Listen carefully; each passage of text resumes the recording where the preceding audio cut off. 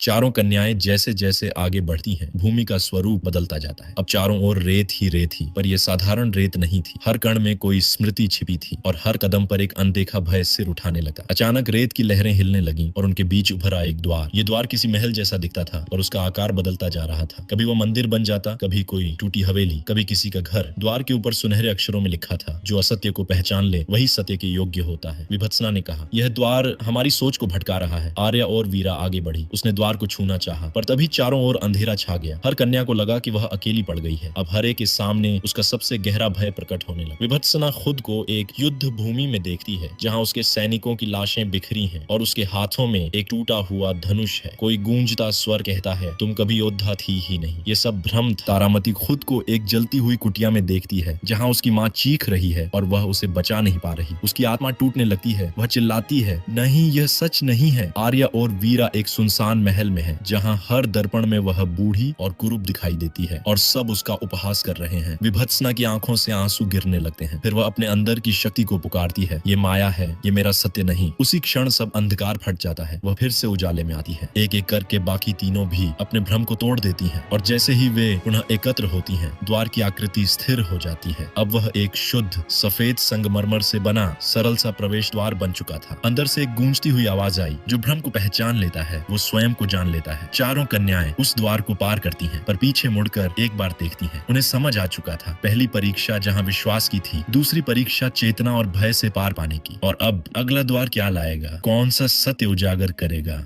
ये कोई नहीं जान। बने रहे। राधे राधे।